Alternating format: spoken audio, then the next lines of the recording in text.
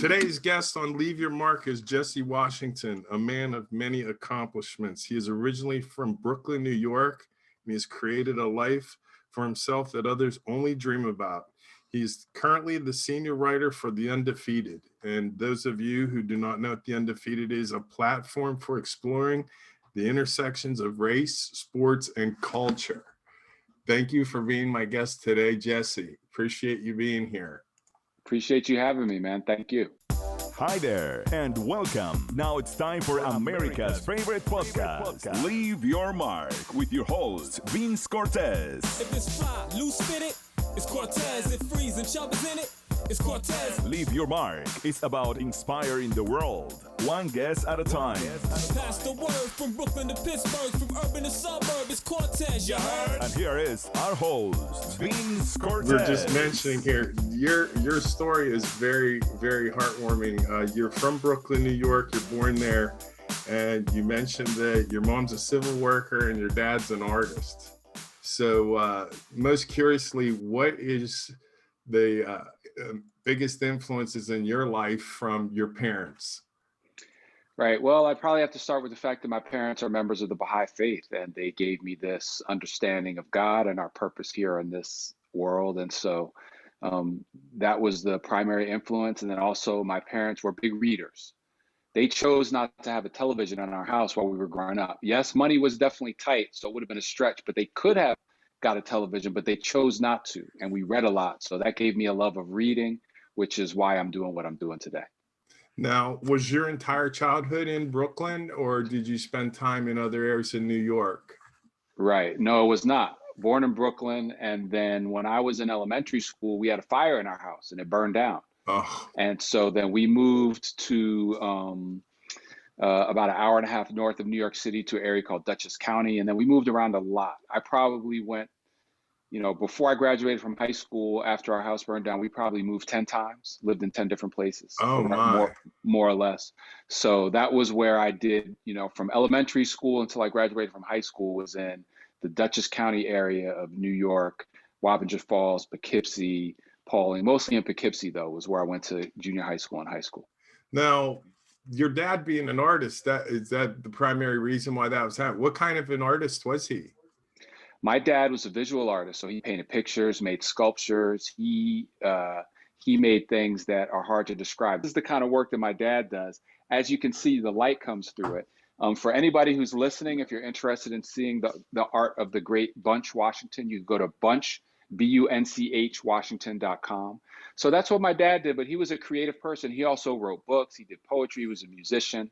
And so obviously a lot of this stuff came down to me, and it's why I do a lot of things I do. My dad was a creative person, and I appreciate his gifts that he gave me. And then meanwhile, my mom was a social worker and a teacher and an educator, and always worked with us on our schoolwork and things like that. So between those influences is really kind of built the foundation for what I'm doing now. That's awesome. It's always good to hear a good family background. Now, with Dad doing the artistic thing, when did you realize you were going to be a writer? Your background here shows as recent as your freshman year, you were working in the Poughkeepsie Journal.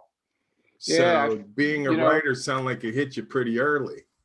It did, and it was an accident. And the reason why is because we had a family friend, a Baha'i guy named Tom Halstead, who worked at the Poughkeepsie Journal. I was looking for a summer job after my freshman year in college, and he said, "Well, Jess, you play ball, you like to read. Maybe this would be something that's interesting to you." And that's how I found my career. But to me, the big lesson of that is that I found a career through a family connection.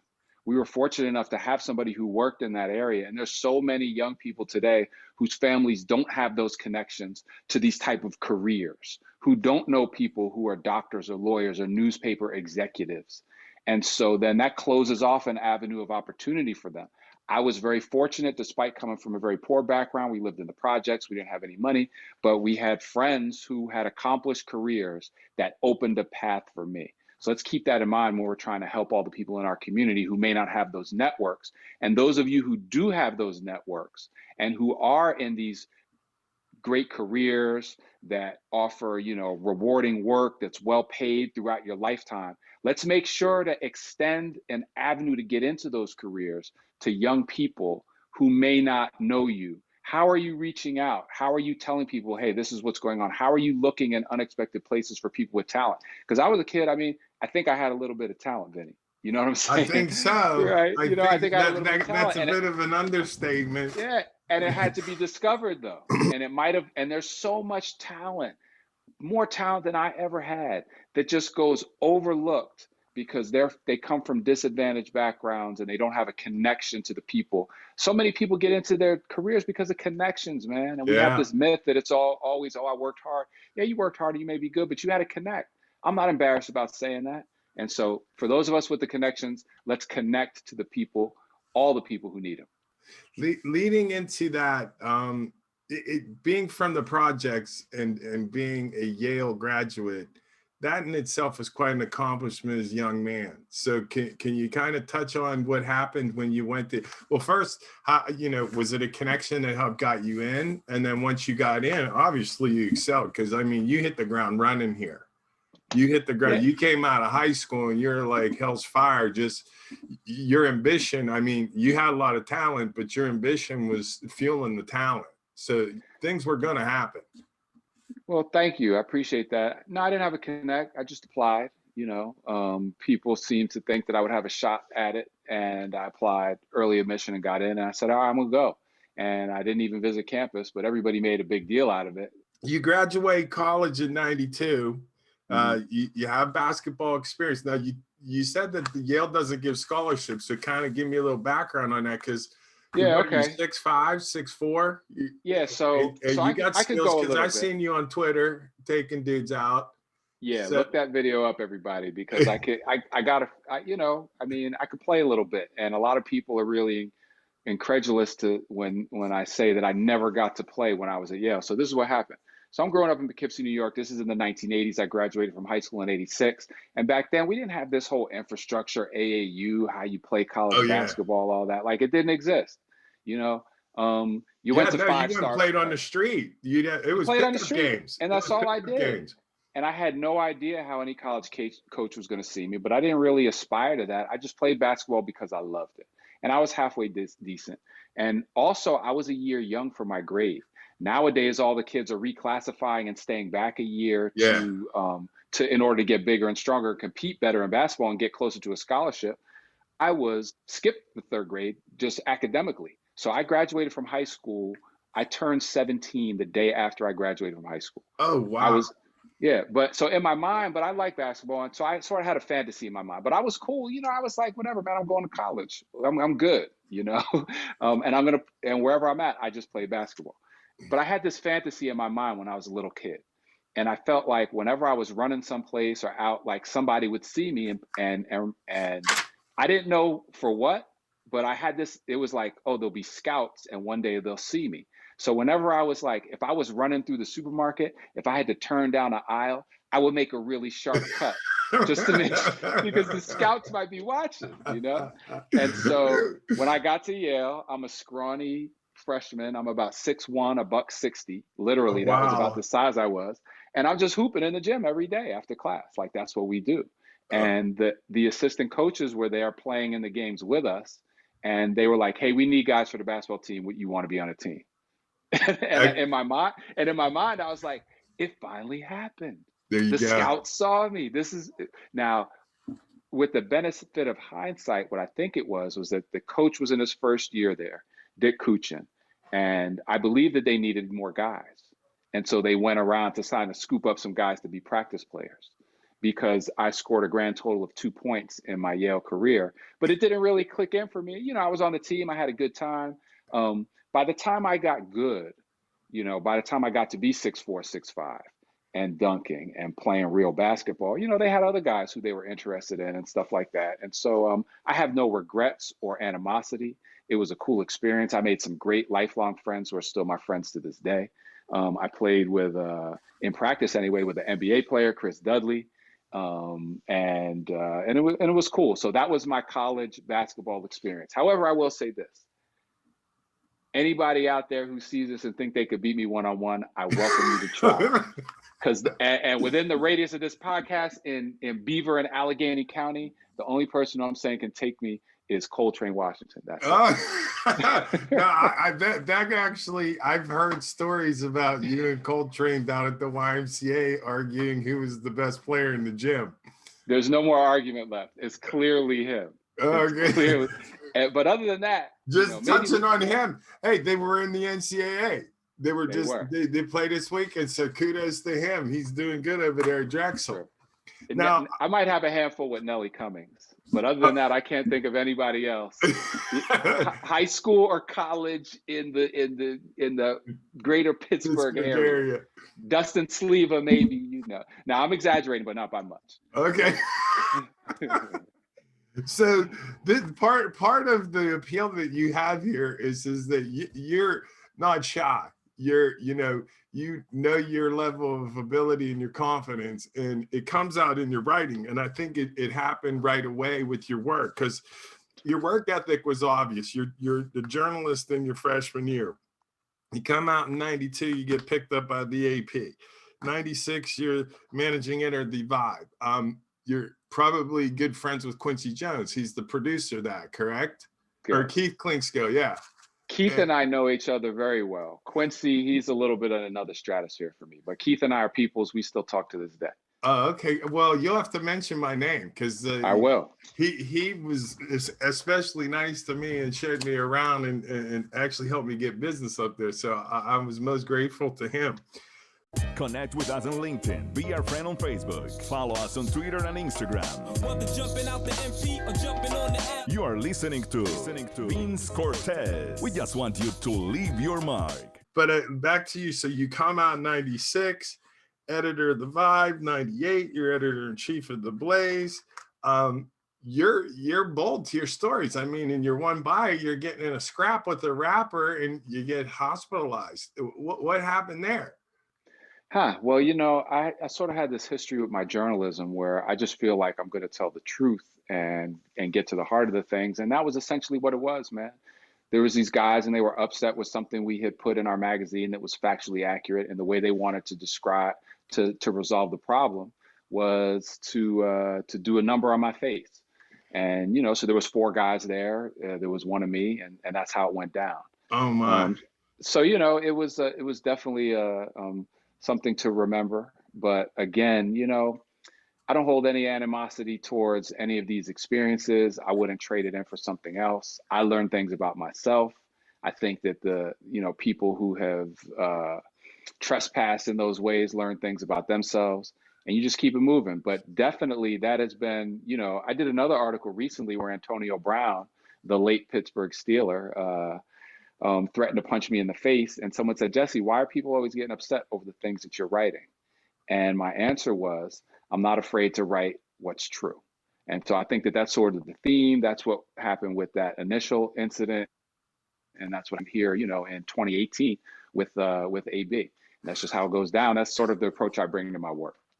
Well, the fact that you're committed to the truth is heartwarming. You go on here, besides what you had accomplished at this point, and you write 2 more books. You co-founded a magazine in 2001. You returned back to the AP. I mean, you're cooking like Betty Crocker here. I mean, come on. Now you come out with your own novel, Black Will Shoot, in 2008. And then, I mean, I haven't been a player myself and a coach's son.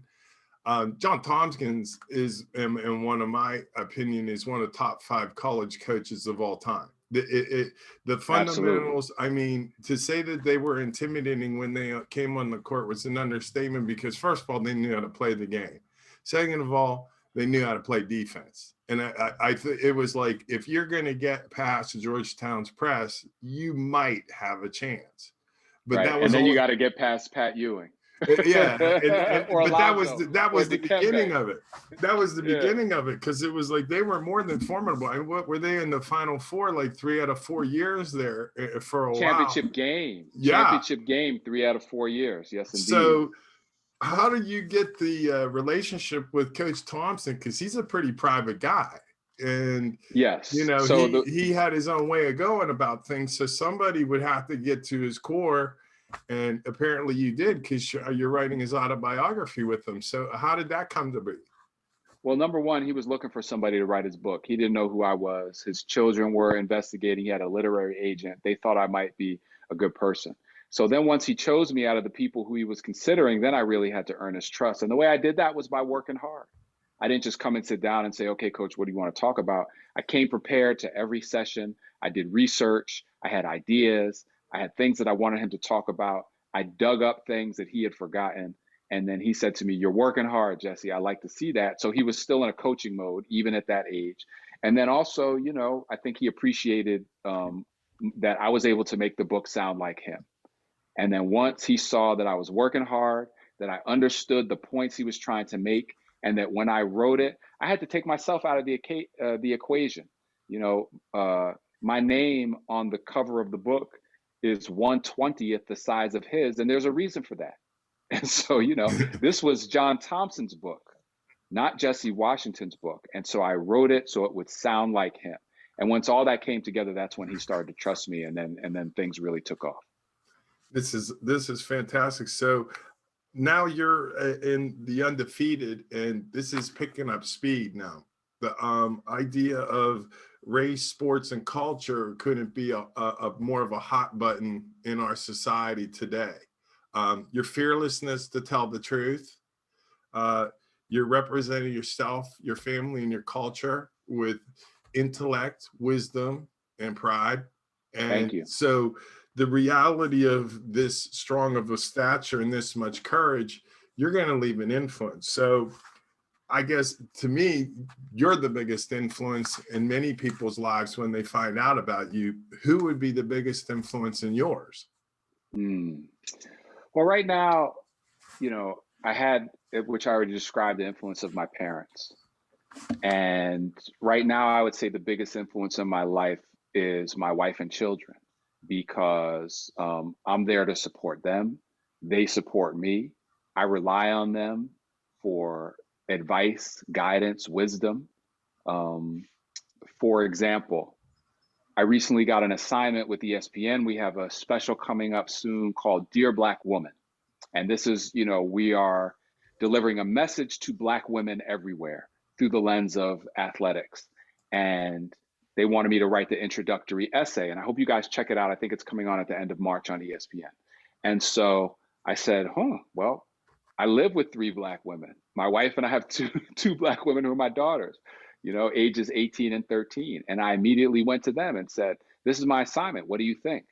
And I got all of their feedback and what's important to them and how they feel about things that are going on. And I incorporated that into my work. The other thing is that I feel a big responsibility to represent my family well and to make them proud of me. Even though I'm the parent, I still feel that. And I'll give you an example.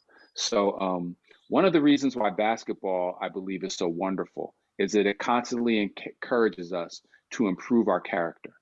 And even for myself, I don't think, okay, so we're here in the Quaker Valley area, and there's a local YMCA where we all hoop at. And as far as I'm concerned, there's nobody better than me at that YMCA, except maybe Coltrane, but he's in college now, so he's not around too much. And I'm really trying to win every time I go there. And sometimes my competitive nature has pushed me to do things that are really embarrassing. And they'd be really embarrassing. I'm not representing my family well, but I took it too far competitively. You know, I took it too far competitively. And my family and my children and my wife being the most important influences in my life, they are an influence for me to be like, Jess, man, you need to change how you're acting out here. It's not cool. So, you know, for overall, I think that we have to embrace the fact that we're all part of a family and a community. We all have a responsibility to each other in terms of how we carry ourselves, how to demonstrate good character in all of our endeavors, including basketball. So that's why I would say that my family is the biggest influence. Now, with your current status and where you stand, what methods are you using besides using your family's help to stay on top of your game? Oh, my basketball game? Not necessarily game, your writing. Because my writing game. I think listening to you talk and reading your background, you have a tremendous intuitive. Yeah. And because you have that godly background from your parents, you have inner peace, and your intuitive is directing you spot on. Like you're in touch with that part of yourself. Right. And I think that, I'm curious. No, I get the question. I hear what you're saying about, just doing the right thing, but that there's more to it than that. That's an inner conversation you're having with yourself. There is. No, that's a great question, Vinny. That's a great question. And so now that I figured it out, here's my answer. And there's very specific things that I'm doing to become better in my profession all the time. And my dad used to say, son, if you want to accomplish something, you got to pray really hard, and then you got to really work at it. And if you do either one without the other, it ain't gonna happen. You have the blue ribbon recipe winning ingredient. Yeah. So as a journalist, the number one thing that I do to improve my game, and I feel that this can apply to any profession that we're in, is to investigate and engage with opinions other than my own, to understand how the world works and how people feel who don't think like me, because that gives us a greater awareness. It gives us a greater competency in order to deal with other people. In order to be successful in any lane that we're in, any profession, you have to be able to effectively deal with other people. Very few of us, if any, exist in a little silo by ourselves where all we have to do is do our own thing. We have to engage with other people. And if we can really understand what is important to them, how they think, why they feel what they feel, even if we disagree with their views, it's going to make us better at what we do. So that's the first thing that I do. I read widely, and I try to engage through interviews and through reading with opinions other than my own. Other than that, man, to be a good writer, you got to read, and you got to read a lot. So I'm constantly reading. I'm trying to challenge myself in other areas. I was recently privileged to be able to produce my first documentary, The March on Washington, Keepers of the Dream, which is now streaming on Hulu. And so I'm learning how to do, to create, produce, and direct documentaries.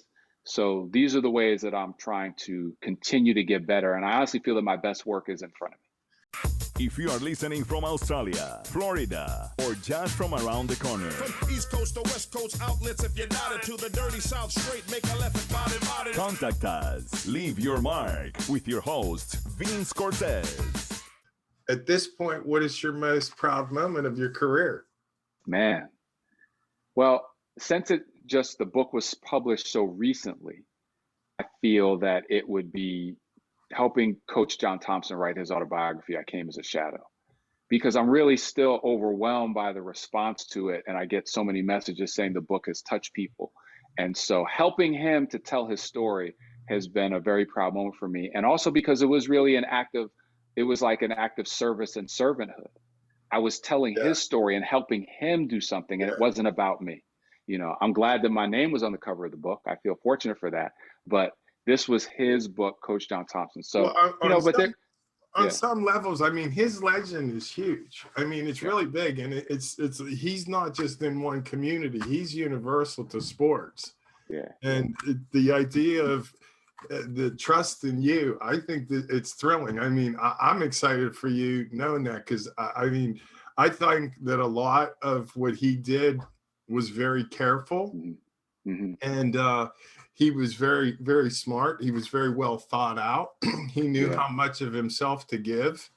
Yeah. And let me add one more thing, though, if you don't mind, about what I'm proud of, and what I'm really proud of in my career. And it's not one moment, but it's a theme, and which is helping people who don't have a voice to be heard, and helping to empower people who don't have that. And here's an example. We're here in the Beaver County area, and so there was a story out a couple years ago when Aliquippa High School chose to move to a new football coach. And there was a lot of animosity around their choice for a change. And I really felt that community over there, which is oppressed because of poverty and other reasons, because of race and poverty, I felt that they weren't being heard, and nobody wanted to listen to why they were making the choices that they were, and why they chose to hire a new coach. And there was a dominant narrative in the local media where people didn't do their job and go and find out and ask questions about why they were making those choices, but they made assumptions and they labeled them. And it really bothered me. So I did a big in-depth story on the undefeated.com about how Aliquippa hired their new football coach. And I felt like I gave that community a voice.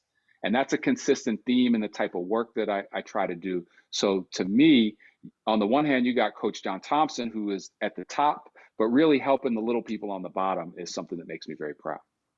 Yeah, that's your humble beginnings, I think, resonating in you. Your core is there. All right, well then, with you mentioning that you were going to do some producing and some directing, what would your next biggest challenge in your career be then, moving forward? Well, I think it's to keep doing work that's important and that's meaningful. And I enjoy sports a whole lot. Some of the funnest stuff that I've done, you can see it on the internet, me playing basketball with people with Twitter trolls or writing articles about why James Harden needs to stop flopping to get fouls. Like, that's fun. But to continue to do work that can help make things better, that can help people think about things in a way, to continue to help the Black community and other oppressed and marginalized people to gain full equality in this country. Those are the things that's next. Specifically, I have a couple of ideas for other books in the works, and I think I'll get a chance to do some more films. Right now, for the undefeated.com, I am covering the trial of Derek Chauvin. That is the police officer who knelt on George Floyd's neck. And so I'm covering that and writing articles about that trial so we can see how the justice system actually operates. He's charged with second-degree murder and manslaughter in that case. So that's what's on my plate in the near future. That just incredibly bold, because so many people that topic in and itself are scared to death of, or people are afraid to talk about, and you're embracing it full on. I asked for that assignment. Open-minded, of a mindset of which you want to hear the whole story, not part of the story or a narrated story. So I applaud you for having the courage to literally, if we're going where you're going to get physically rattled by characters all the way to, you're seasoned now. This isn't going to scare you. You're good to go. So that's true. Let me do this. So you sort of answered it. Everybody that comes on Leave Your Mark is asked the question at the end of the interview, how would you like to be remembered? And we see where you're going. We see where you've been. We see your influences. So how would you like Jesse Washington to be referenced when you're not around? As someone who tried to serve others and to give voice to people who are overlooked and marginalized and don't have an equal shot in society. You can find my work on theundefeated.com. You can see more about, the history of my work on jessewashington.com. Twitter is @JesseWashington. And you can find me, if you're trying to get this W, you can find me at a basketball court near you. And that's the show. All right. Jesse, thank you so much. It was a pleasure. Thanks, Vinny. I get to see you at one of the hoop games down the street. Absolutely, man, for sure. All right. I'll see you soon. All right. Thank you very much. Have a good one. Bye-bye. Bye-bye. Thanks for listening to Leave Your Mark today. Tune into our next episode of Leave Your Mark with Vince Cortese. Be blessed. You just left your mark. Thanks for listening. Listen to more episodes on demand. Just click Leave Your Mark with Vince Cortese.